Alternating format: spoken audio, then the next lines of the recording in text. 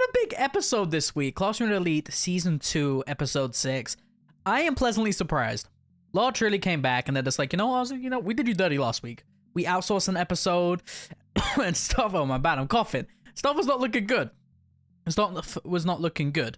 And I saw people coping saying it's going to be a good episode. I had my hopes really low. But thankfully, they came and surprised me today and they delivered probably overall the best episode of the season. I still prefer episode 3 because of the content. But overall, then yeah, I could pretty much argue that this was pretty much the best episode of the season from the OST, from the art and animation. You can really tell, by the way, I want to mention that. As soon as the episode starts, you can tell by the character designs that Lerche is doing this and it's not some other thingy. You can just tell, like, Sudo's character design especially is a lot more refined and looks a lot more cleaner compared to the other studio's character designs. So, not outsourced this episode. I am worried about the next two ones that are going to involve Volume 6, but we'll talk about that at the end of the video. So, let's get into my review first of all. First of all, I really want to say, well, I don't want to mention everything, but we'll start with the talk of Horikita and Sudo. I really did like that. I like when Sudo shows a different kind of character, not like his hot-headed type of one. With Horikita, I liked the little speech. With the music playing too, the OST is really important. And Lerche did this sort of light and dark thing with her chasing after Manabu was sort of a light. And Horikita knows she was wrong, she knew she's done some things. She knew her brother's neglecting her in a way, and she doesn't want that to happen. Like, she promises to change pretty much, right? And I really, like I said, I really like that light and dark effect, what Lerche did do over there. And while she had this thing explained to Sudo, you had this nice OST playing in the back, and it was like, it was making me smirk, like, when you get a text from a girl, you're just smirking a little bit. It's like that type of thing. If you know, you know. I really did like that. And I do hope to see more of Horikita shine in Season 3, because I don't think the rest of it, she's not going to get much this season, but Season 3, she should get a little bit of more stuff. Okay, now the thing with Kiyotaka and Manabu, that was really fucking good. Besides this one frame, but let's not talk about that. But besides from that, though, it's actually really good. Sadly, Nagumo got cut out. We'll talk about that in a second. But overall, I really did enjoy Kiyotaka, his talk with Manabu. And it was pretty much to say, hey, oh, bro, you want me to go serious a little bit? What do you mean? It's just like, bro, how about in this race, I level up a little bit. And then, Manabu waits for him. I totally forgot that part. Like, it just wasn't in my head. There's a lot of details I forgot. Like, literally everyone's going by. Kiyotaka and Manabu, like, the last ones to go pretty much. And he's waiting for him. He's waiting for the boy. And then they start, and the running animation looked really cool, actually. I'm not gonna lie. There was a lot of weird crossfading with, like, their faces and stuff. But the OST playing there was so good. God damn, I did love that. I really did enjoy that, by the way. So that was really good. And then the highlight of the episode for me was actually the Yuen, Kushida, and Horikita talk, which was really good, by the way. Let me give a shout out to Kushida's voice actress. I'm not too sure the name of it, but her seiyuu was phenomenal. And in Season 1, where Kushida sort of changed her voice, I didn't really get that type of impact. She sort of sounded the same, but this one she seems like completely different. Horikita was saying, come on, Kushida, drop the act. And this is the first time she fully drops this fucking happy act, pretty much. And she's just showing her true colors almost. She's like, I'm a bit of a problem. I was a problem child over here too. And her voice just changes. And she looks like a fucking crackhead down the street trying to offer you cocaine. Like, shit's going wild over here, bro. Kushida looked beautiful. Not beautiful. Well, they did beautiful in design over there. And you got Yuen is imitating Oda, and then like the scene where Horikita, she's like, I've been recording this the whole time, and you're just like, know what? Uno reverse card. Thankfully, whoever made this meme, by the way, I saw it on my Discord. Join my Discord, by the way. Got a lot of nice stuff over there. Whoever made this, beautiful, by the way. I generally, like I said, I don't know if it was in my Discord, but I find it pretty funny how like literally the UN in my reaction, I said that boy pulled the Uno reverse card, and then you had the scene where obviously ayanokoji was working behind the scenes, and he's just like, yo, whoever was doing this, you wants to go on a hunt now, bro. And you wants to go on this hunt to find X. And finally, we're gonna start on Volume 6. Towards the end of it, we're gonna start this hunt of the UN and begin the amazing Volume 7. All right, that gets my review out of the way. Overall, 8.5 to 9 out of 10 episode. Probably not. I want to say 9 out of 10, but I don't know. Maybe rewatch it. Maybe like 8.7. It's a really good episode, by the way. Like, it's great. Like, me saying 8 point something, don't get the wrong idea. I did enjoy the episode. Now, the content. I always do this improv, so I'm like reading at the same time. So like, I never actually have anything fully prepared. I like to just go into it, sort of like ease it, because if I script it too much, it might get too confusing. So let me run over a few things. The Tokumaru Sudo's not here. They need a replacement for the event. As for the event, it was a scavenger hunt. There you go, a scavenger hunt. Everybody sort of want to get the scavenger hunt, and I guess it got cut out. So they had a scavenger hunt, and Kiyotaka was, had to go get some items. And the funny part was, there was one bit where he had to redraw his law, and he had to find a person he loved, which was actually really funny, by the way. And obviously, he couldn't exactly do this, could he? It was just a really funny event, which was sad it got cut out, and it adds a lot more to Kiyotaka's character. And he's thinking if he showed this slip of paper to a member of the opposite sex, it would have pretty much been the same of confessing romantic feelings for them. So Kiyotaka really can't do that. And then he drew his third draw, which was a table clock. So Lady Luck came for Kiyotaka, which was really cool. It's this wacky, fun event, which would have been dope to see, but sadly it did get cut out in the end. And you had Ike and Yamagoat in this too. But if I'm going to talk about Ike, do you all really think I'm going to mention Ike? We're not, okay? We are not. Then we go to Horikita and Sudo, and they're sort of having their talk at the elevator at first. Pretty much, they adapted this bit really well, in my opinion. And I really did like some of the stuff Horikita was saying there. It just, obviously like a little bit more detail in there. Sudo said he would fight Horikita, and so it's like, Horikita mentions, hey, because I'm a woman, you won't fight me? I'm quite strong. I'll knock you to the ground before your fist reaches me. And Sudo's just like, you'll fight me? You are a really weird lady. And it is kind of weird. Horikita is very different to the girls probably Sudo has seen before, so interesting. And like I said, Sudo mentioned in the episode he wanted people to see how he felt, people to pay attention to him, sort of respect him. And it says like, he admitted his desires and abandoned his goals. He scratched his red dyed hair, which I actually like realized like, yeah, that boy fully dyed his hair. I wonder what his natural hair color is. That really makes me question. It's kind of a silly thought there, huh? While all of this is happening, you just have the, sort of inner thoughts of Horikita wondering if her, thoughts would reach Sudo's heart almost, She's trying to get him to snap out of this. She realizes he's a clumsy and a type of person that act impulsively, and he has a violent personality, like you can't deny that. But if she changed her perspective, she could see he had been fighting alone all this time, and she's been fighting alone all this time as well. So taking that into account where she mentions, hey, Sudo, we are the same. That's what she sort of means. They've both been fighting alone, and they're the same in that aspect. She obviously says, it's not too late to change. He can still change. He's trying to run away now, but if he keeps running away, he's going to be worthless. And, Sudo is like, okay, whatever. She says, I'm not going to leave until, you come back. And Horikita says, I will wait here forever. Just sort of signifying a little bit more of the pressure of like, yo, I'm going to wait here till you come back. Sudo says, do what you want. And she didn't take her eyes off of him until the elevator door was closed. So Horikita was waiting the whole time. You can really see like, I guess you can, if you want to make a ship over there, it's possible, but there are other stuff what happened in the series what a lot of people do not like Sudo for and do not like Horikita for. So interesting stuff there. I did like that scene in the anime though. Then we obviously had the leg race with Kushida and Kiyotaka, and there's one bit I particularly want to talk about. If I do like miss out a bit, I'm sorry. But it was where Kiyotaka's sort of talking to Kushida, and he wants to question her about the trader. This was a lot more creepy at the light level, especially considering Kushida's sort of response. She says, okay, hold on, I'm gonna tie this, I'll be finished soon. And, Kiyotaka thought, okay, let me just cut to the chase here. And he mentioned it straight away, is that it's you.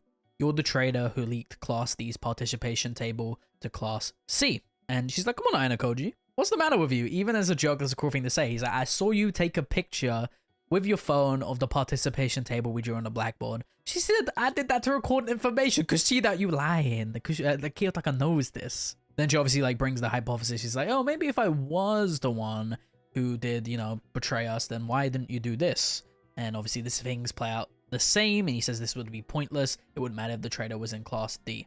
Then he obviously brings up the line. He's like, hey, what about we check with Kushida-sensei? And Kushida, it literally says over here, Kushida, there was a pause.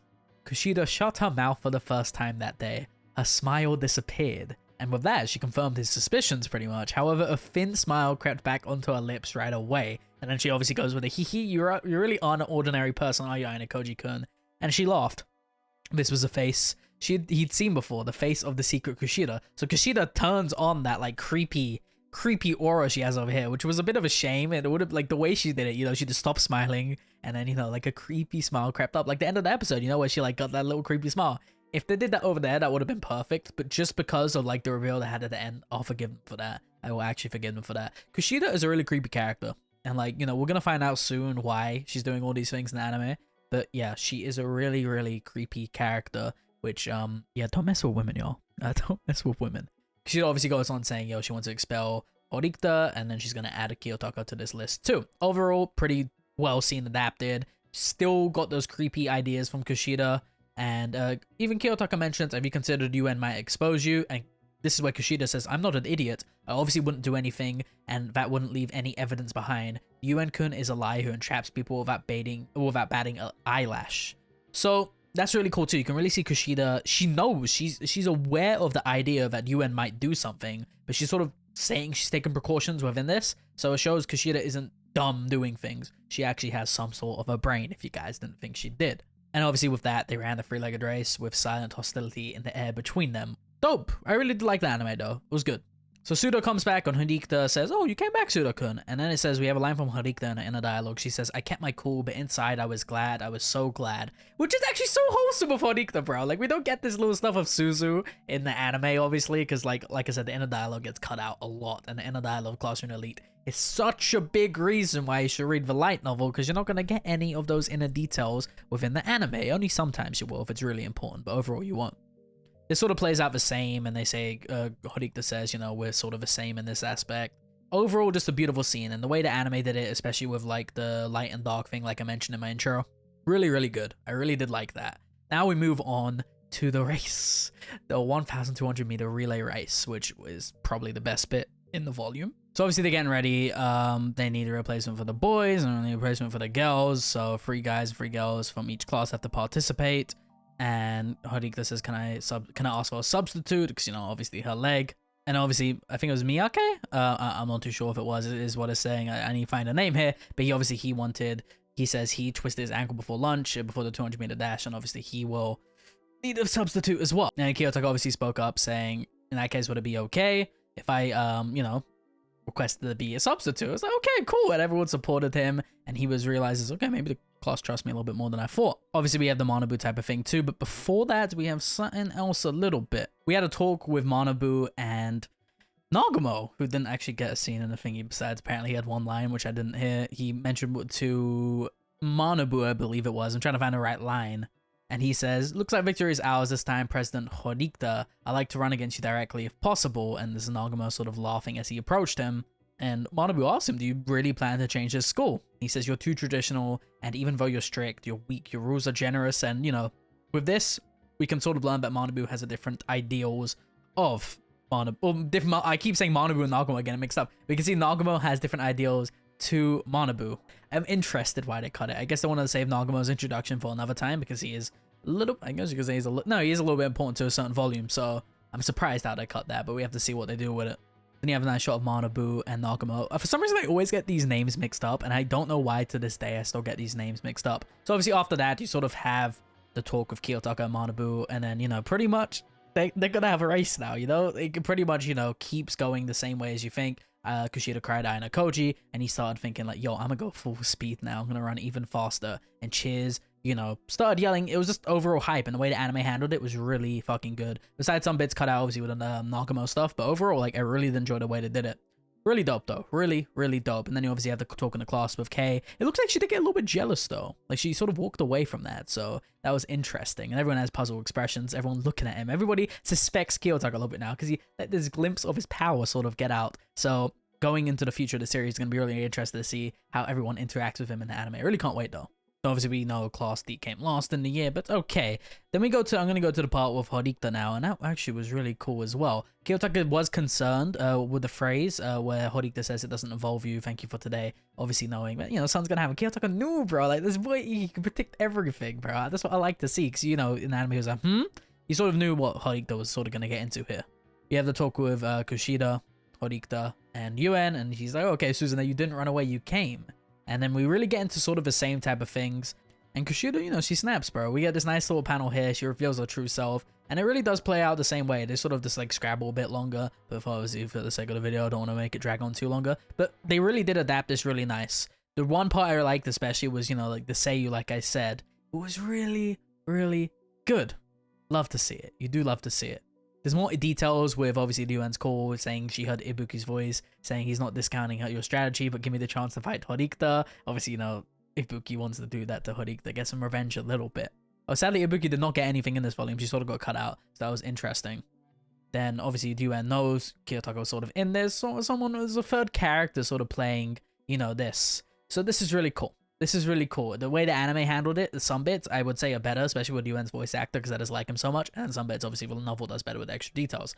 Now, the one bit what got cut, I'm gonna mention it, so if any anime onlys are somehow here, I'm gonna ask you to go away, because I'm not sure if they're gonna do the beginning of the next episode. Kiyotaka changes school uniform, and a girl comes to him, and she says, "Follow me," she said. "Follow you where? The special building." And we have something nice here. Let's get some details, you know, where no surveillance cameras were installed. And obviously, first year Sakuyanagi, he says, "You wanted to see me." Kiyotaka changes school uniform, and a girl comes to him, and she says, "Follow me," she said. "Follow you where? The special building." And we have something nice here. Let's get some details, you know, where no surveillance cameras were installed. And obviously, first year Sakuyanagi, he says, "You wanted to see me." You know, she says, "You drew quite a lot of attention in that final relay, ayanokoji." And Kiyotaka realized Sakuyanagi might have been the one who called her here. She says, "Yes." And she did the clack clack. Arcane started to move right next to him. She said, "It's been quite a long time, ayanokoji-kun. 8 years and 243 days. Actually, pretty much." He says, "You're joking. I don't even know who you are." She says, "Hey, I suppose not. It's just me who knows who you are." And then we get the clack clack again. You know, she started to walk away. And she says 2 words. She says, "White room." And it's just like, ooh, what's happening here, bro? We're getting a little bit tense. And he says, the Kiyotaka says he stopped dead in his tracks. They cracked his composure. And she says, "It's unpleasant, isn't it? When only your opponent knows your secret." And he's like, "You." And he says, Kiyotaka says, "The sickest line I've ever seen here." Obviously, we get a little bit of dialogue, but I'm not going to say it just in case I put in an episode. He says, like, something I never heard an MC say, but sounds kind of dope.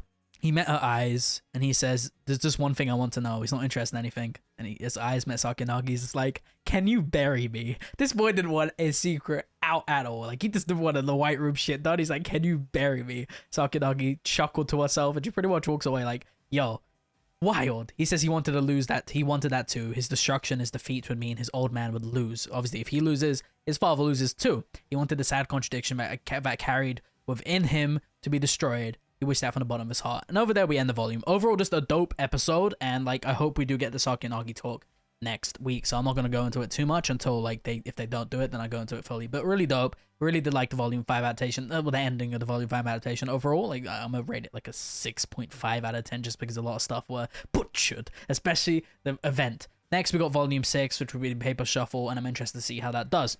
Sadly, I'm busy, so I can't go into much review at the end as I want to, but if you guys haven't already, please join my Discord. Join the Classroom Elite Discord if you guys are stuck on anything, they should help you in there. The mods are really nice. And yeah, I'll see you next time. Sensei.